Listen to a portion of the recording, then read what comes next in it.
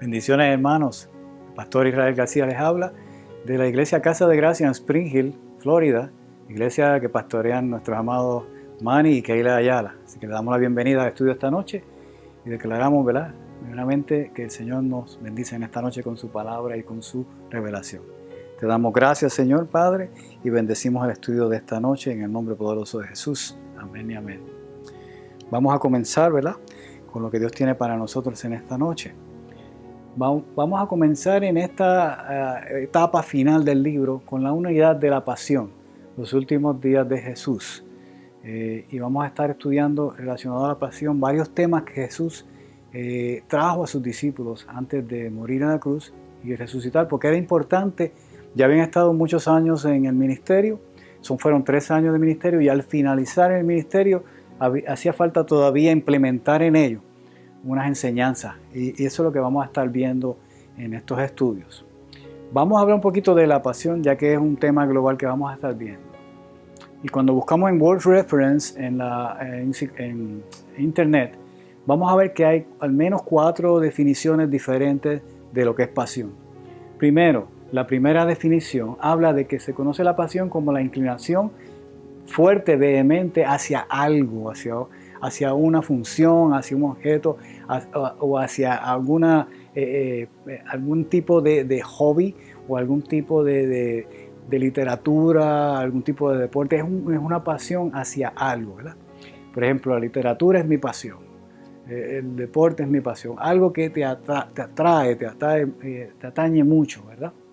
La segunda definición habla sobre la misma inclinación, pero hacia otra persona. Por ejemplo, cuando te amo con pasión, ¿verdad? Es con un sentimiento bien fuerte, ¿verdad? Pero es hacia una persona, no hacia algo. ¿Ok? La tercera definición es padecimiento o sufrimiento, donde la pasión pues va relacionada a un sufrir. Y la última es el padecimiento que sufrió Jesucristo antes de morir en la cruz.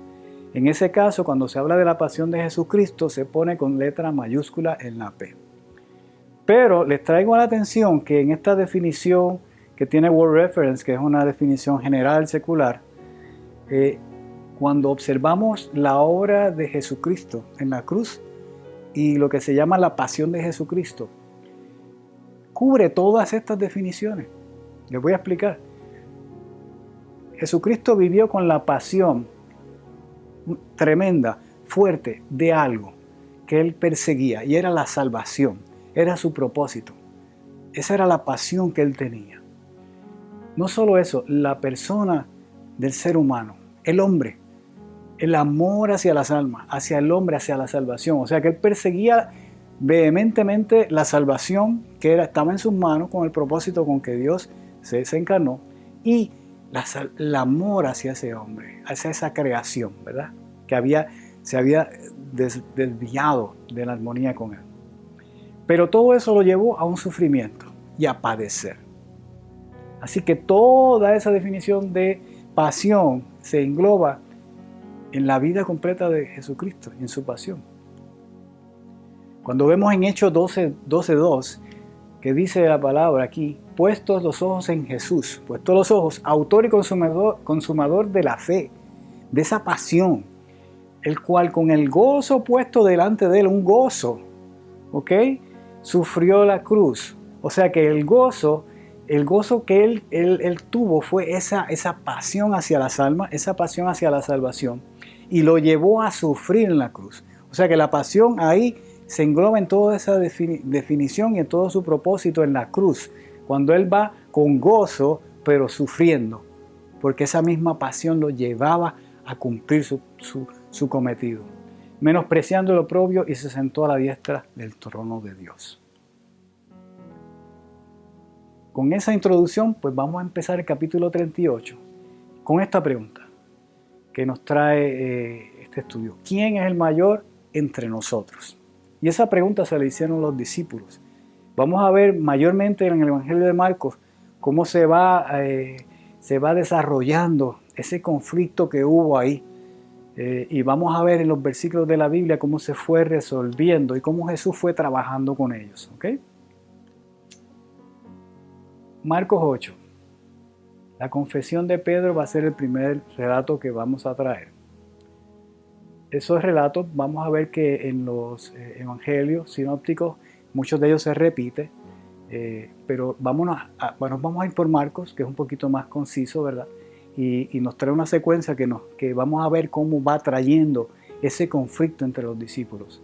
Este relato de la confesión de Pedro, vemos que los discípulos salieron, ¿verdad? Estaban predicando Jesús y estaban sanando enfermos. Pero en un momento dado Jesús le pregunta a los discípulos: ¿quiénes creen los hombres que soy yo? Y ellos le responden: pues uno es Juan el Bautista, otro Elías, son los que ellos creen. Pero ahora ustedes, díganme, ¿quién creen ustedes que soy yo? Y ahí inmediatamente saltó Pedro. Pedro, el sanguíneo, el colérico, el impulsivo, le dijo: tú eres el Cristo, ¿verdad? En este relato de Marcos. Sabemos que en los otros evangelios pues dice: tú eres también Cristo, ¿verdad? Y tú eres el Hijo del Dios Altísimo, y tú eres el enviado, el Mesías. Pero vamos a ver en la versión de Mateo, donde hay un detalle un poquito más específico de la respuesta de Jesús a Pedro. Jesús le dijo a Pedro: dichoso tú, Simón, hijo de Jonás, porque esto que lo conociste no es por tu humanidad, sino porque te lo reveló mi Padre del cielo. ¿Ok? Y yo te digo que tú eres Pedro. Inmediatamente ahí le está diciendo: ya tú no eres Simón, eres Pedro, eres piedra. Y aquí viene una frase que ha sido muy impactante a la vida cristiana y a la religión cristiana, donde dice: y sobre esta piedra voy a construir mi iglesia. Es una frase de conflicto, y créame, fue conflicto para los discípulos en ese momento, y ha sido conflicto en otro sentido. Por ejemplo, para la Iglesia Católica, esta frase implica que Jesús le está diciendo a Pedro que él es piedra ahora, y que sobre esa piedra es que va a construir la iglesia. Y como Pedro estableció la iglesia en Roma, pues esa es la verdadera iglesia de Cristo en el mundo. Así que ellos han interpretado de esa manera, pero realmente eso es literalmente lo que se puede entender, y lo que entendemos que los discípulos también pudieron haber entendido. Porque primero Jesús le dijo: bendecido eres tú, Simón, porque lo que te salió por tu boca te lo reveló directamente el Padre. Así que eres un bendecido, eres especial. Y fue el que abrió la boca, y fue el que lo dijo inmediatamente. El mismo Pedro se tiene que haber sorprendido: wow, lo que yo dije tan impulsivo, y eso vino de Dios. Así que fue algo muy especial. Pero cuando Jesús le dice: y yo te digo que tú eres Pedro, ¿verdad? Ahora eres piedra. Pero sobre esta piedra, la interpretación que algunas personas dan es que Jesús dijo: sobre esta piedra que soy yo, Jesús, soy la roca. Pero viendo más allá todavía, sobre esta piedra está hablando sobre lo que le sucedió a Simón. La revelación de Simón, que vino directa del Padre, de que Jesús era el Mesías, el Hijo de Dios. Esa es la piedra donde Jesús mismo va a construir la iglesia. Esa revelación.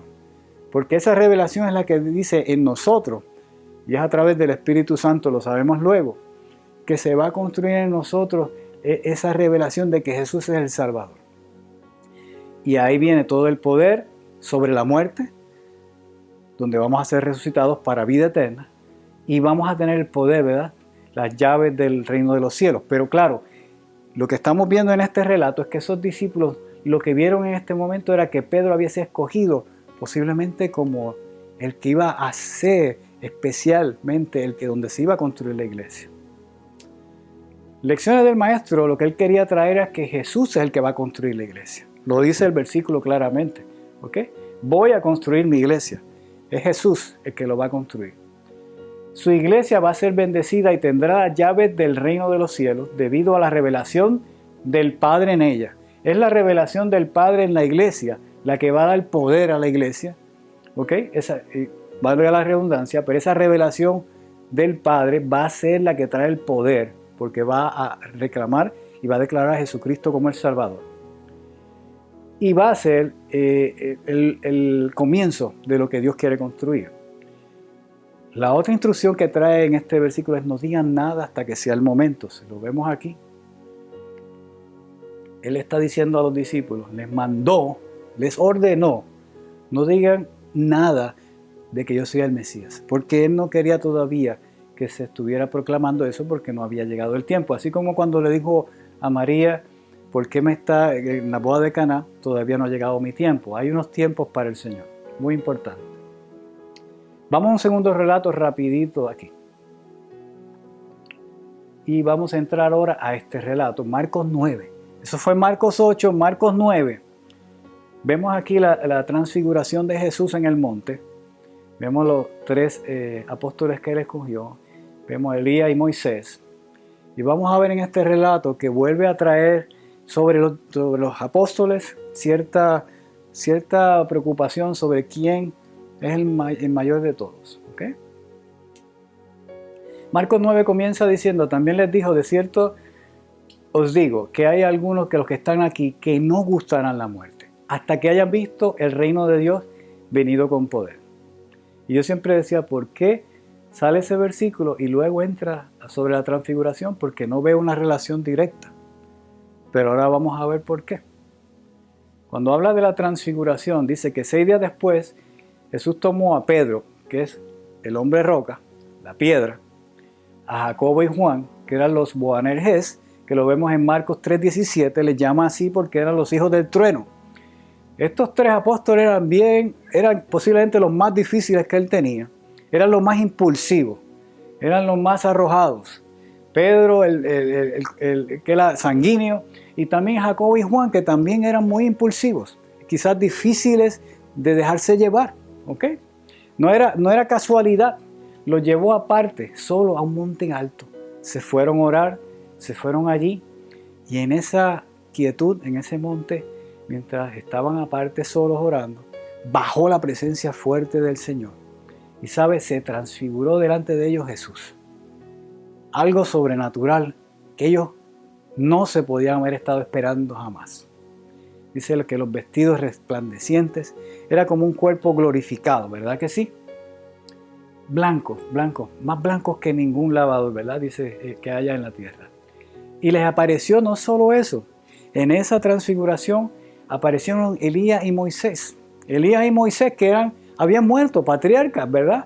Pero estaban allí, dice, hablaban con Jesús.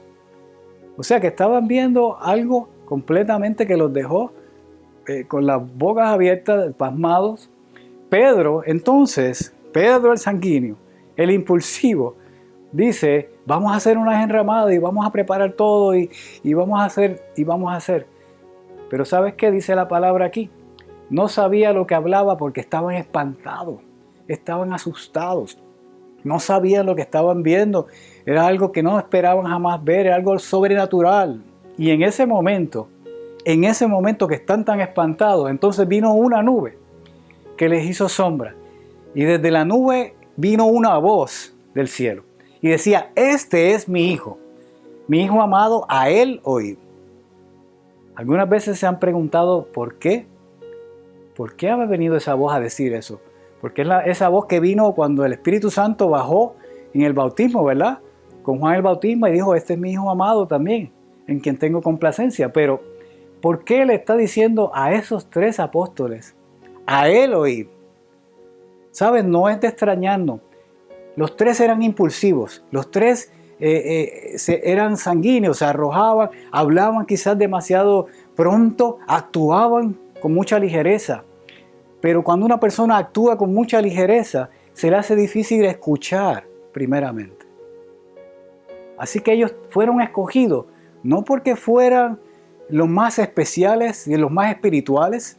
Ellos fueron escogidos para que entendieran que tenían que obedecer y sujetarse a Jesús. Para que ellos vieran en sus ojos una manifestación sobrenatural y profética de la obra de Jesús, la cual ellos no entendieron completamente. Dice que cuando miraron luego, después de tanto miedo, ya desaparecieron Elías y Moisés y vieron a Jesús solo. Descendiendo del monte, Él les dijo: no le digan a nadie. Nuevamente, esta vez a ellos tres, no le digan a nadie. Primero se lo dijo a los discípulos, no digan la revelación de Pedro a nadie, pero ahora le está diciendo a ellos, no digan entre ustedes lo que pasó hasta que no haya resucitado de los muertos. Dice la palabra que guardaron entre sí y fueron fieles, pero discutiendo, ellos se decían, pero ¿qué no quiso decir con eso que resucitará de los muertos?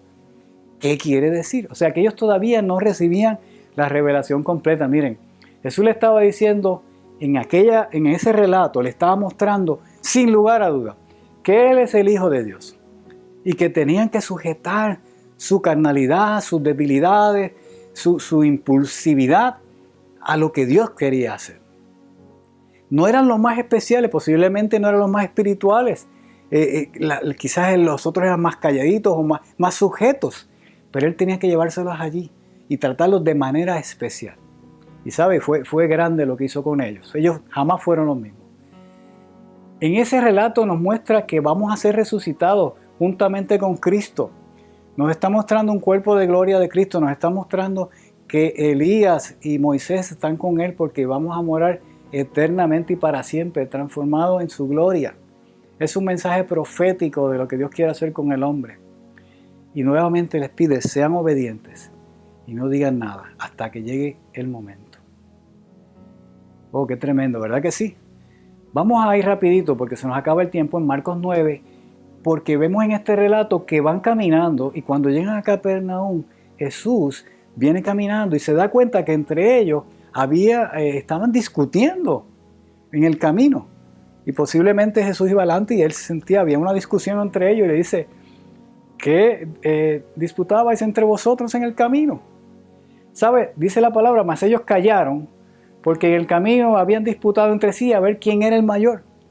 Como los nenes pequeños, cuando el papá dice, ¿de qué ustedes están discutiendo? Y los nenes se callan, como quien dice, para no acusar uno al otro. Espérate, que nos cogió papá discutiendo y no queremos mostrarle qué es lo que estamos discutiendo porque quizás no le va a gustar. Ahora Jesús entonces se sentó y los llamó y les dijo, si alguno quiere ser el primero, será el postrero de todos y el servidor de todos. Ellos no le dijeron, pero él sabía. Lo que les dijo en pocas palabras fue, lecciones del maestro, yo no tengo preferencia de unos o otros. Aquí ninguno es mayor que el otro. Pero si alguno quiere ser el primero, será el postrero, ¿sabes? Y el que le sirva a los demás. Y el que le estaba sirviendo a los demás era Jesús. Vamos a Marcos 10. Así que el Señor lo sigue llevando. Él sabe que ya llega pronto el momento en que va a ocurrir algo muy impactante, que es que va a ser arrestado, va a ser crucificado y los discípulos van a ser estremecidos. Pero vamos aquí. Todavía Jacobo y Juan no habían entendido unas cosas y se acercan al maestro y les dan una petición, Marcos 10, 35.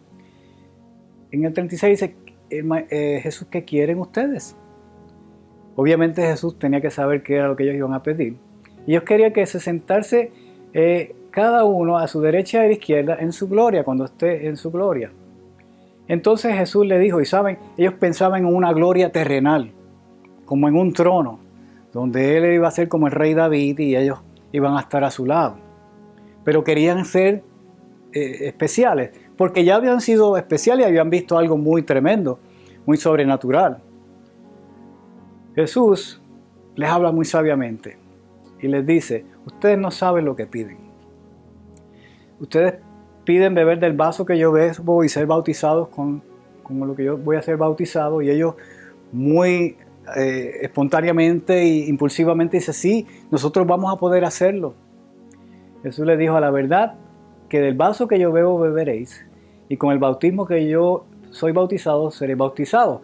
El vaso que él bebe es el vaso de la Santa Cena, es el vaso que él reparte, que es su sangre, y que va a ser la sangre derramada por la salvación. Sí, ellos van a recibir eso, y van a recibir el bautismo del Espíritu Santo, pero sentar a la derecha o a la izquierda, como la imagen que tuvieron de Elías y Moisés, no es mío darlo, sino aquellos a quienes está preparado, porque no estamos hablando de un reino terrenal, sino en el cielo. En el cielo el pueblo de Dios va a estar junto ahí, va a estar Jesucristo a la diestra, el Padre Y obviamente va a estar el pueblo suyo allí, pero no habla de que vamos a estar nadie a su diestra. Y hay un misterio ahí, la Biblia no lo dice, pero somos el cuerpo de Cristo y ante Él todos somos iguales.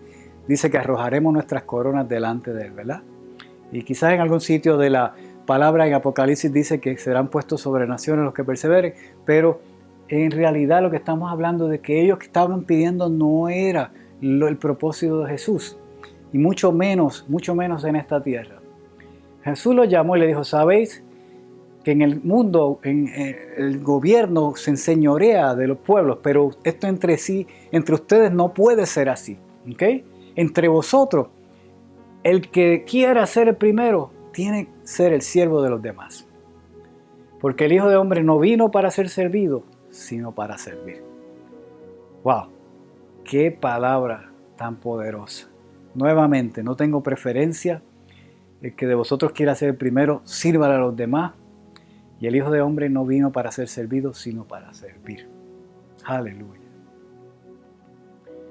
En el último relato, vamos a ver algo que no está en Marcos, pero está en Juan.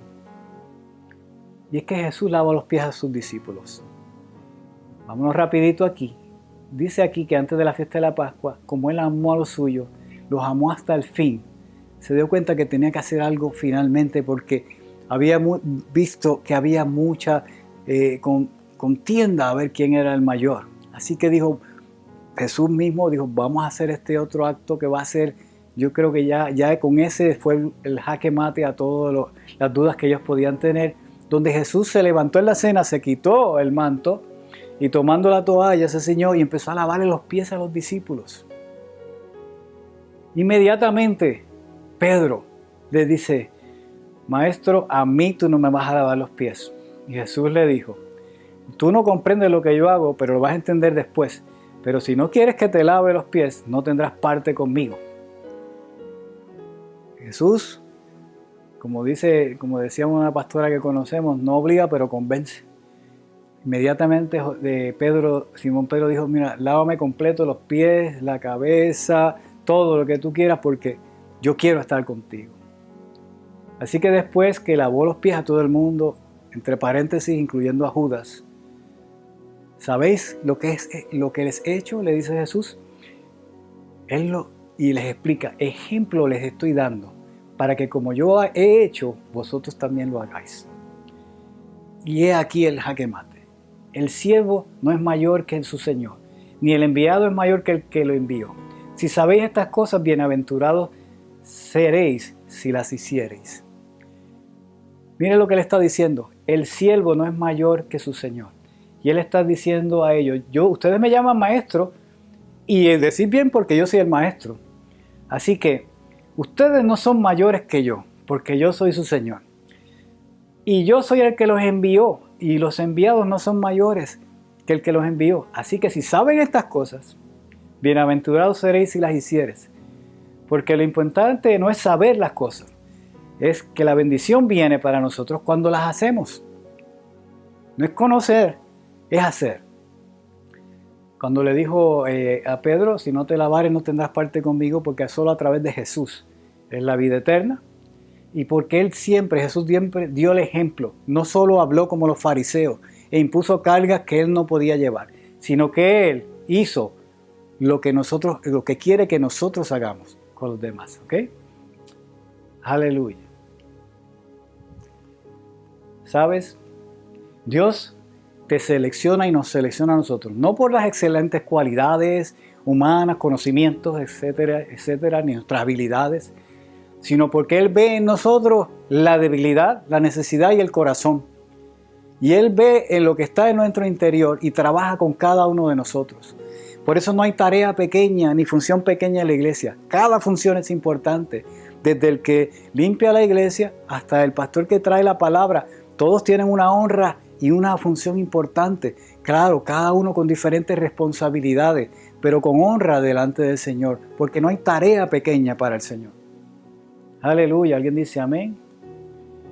Palabras finales.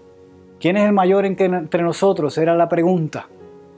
El que se humille y sirva a los demás. ¿Quién es el mayor entre nosotros? El que logre entender y vivir la pasión de Jesús por las almas.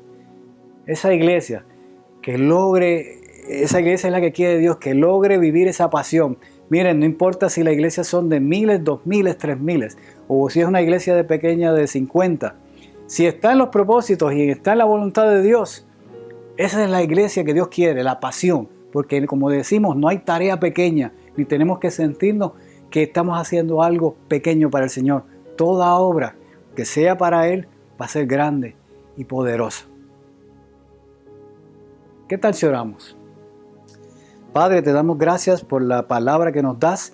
Nos estás empoderando de tu fe en capítulos anteriores y ahora nos estás mostrando que a través de la humildad, Padre, a través de comprender tu mensaje y de lo que tú quieres y esa pasión que tú quieres en nosotros, es que vamos a poder seguir funcionando en sintonía y en línea con lo que tú quieres, Señor.